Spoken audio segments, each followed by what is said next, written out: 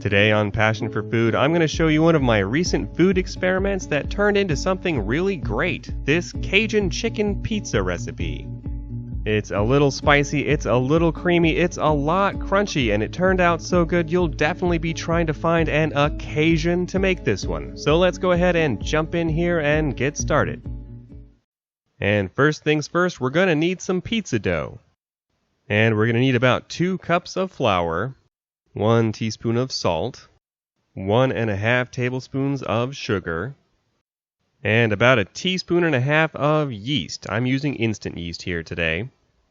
And an important tip to remember is that we want to use warm, almost hot water. Definitely don't use cold water for this.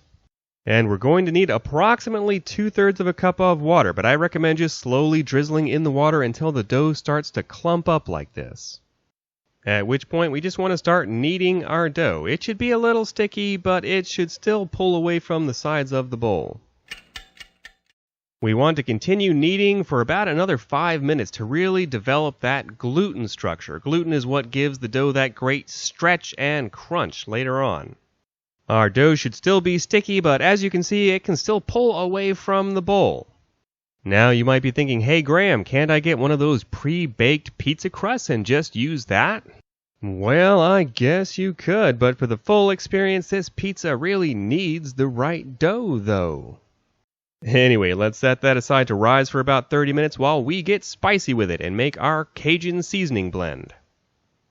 We're going to need 1 tablespoon of paprika, 1/2 tablespoon of salt, 1 tablespoon of garlic powder, 1/2 tablespoon of onion powder, 1 teaspoon of ground cayenne pepper, 1 tablespoon of oregano, and 1 tablespoon of fresh ground black pepper.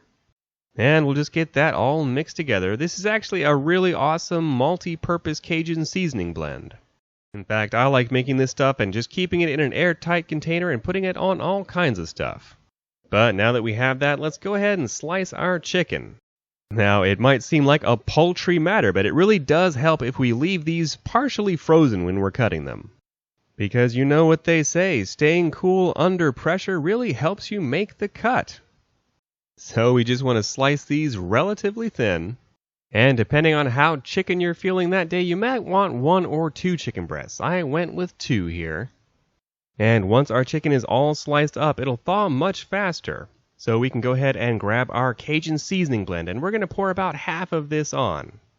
So let's just give that a quick mix to distribute those seasonings, and we can go ahead and set this aside. It really is poultry in motion.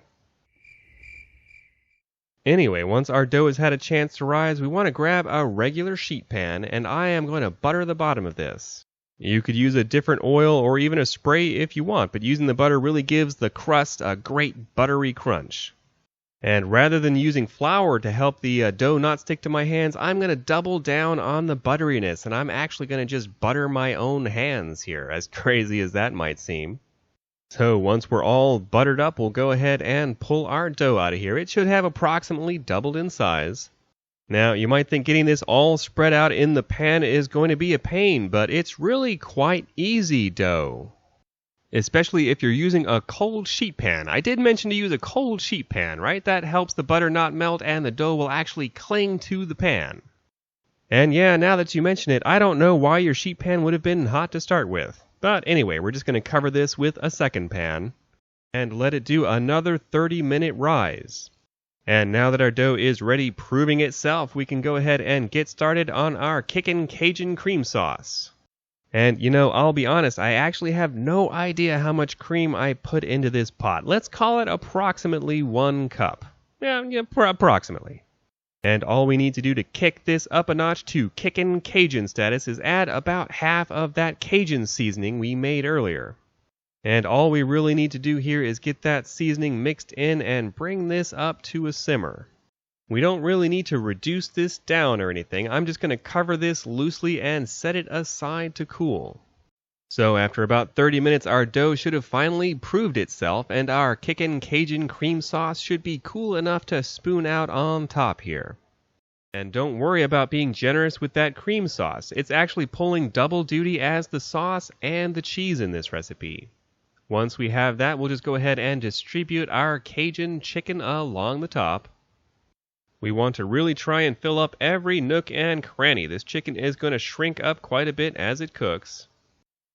And at this point, we could top in several different ways, but I'm going to be using a large bell pepper to start. And we'll just get those spread out more or less evenly here. And in addition to that, I'm going to use one medium red onion. This is a Cajun pizza after all. Peppers and onions just seemed appropriate. Anyway, once we have our onion, we can go ahead and whisk this off to a 450-degree oven where we're going to bake it for 20 to 25 minutes or until it gets golden brown around the edges. At which point we can go ahead and pull this beautiful crispy Cajun pizza out of the oven. But hang on, we can't eat this yet. I do highly recommend pulling this off onto a cooling rack and letting it sit for at least 5 minutes. You really don't want to skip that step, otherwise all the steam coming off the crust is going to have a tendency to make it a little soggy. But by letting it cool on the rack, it will stay super crispy. Anyway, it's time to get rolling with our favorite pizza cutter and get this sliced up. And while we're doing that, do you know the difference between a good pizza joke and a bad pizza joke? It's the delivery. Anyway, let's go ahead and grab a slice here and check out this awesome crust. Oh yeah. You know, I'll tell you, I loved everything about this pizza. It's crunchy, it's spicy, it's a little creamy, it's awesome. And I know I'm normally a super cheesy guy, but I'm really glad I didn't put any on this pizza. Not only does it not need it, I think the cheese would actually detract from its Cajun-y goodness. I really hope you've enjoyed today's episode of Passion for Food. If you have, give me a thumbs up below and consider subscribing and hitting that little bell so you don't miss our future episodes. And check out one of our other great recipes playing on the screen now. This has been Graham with Passion for Food.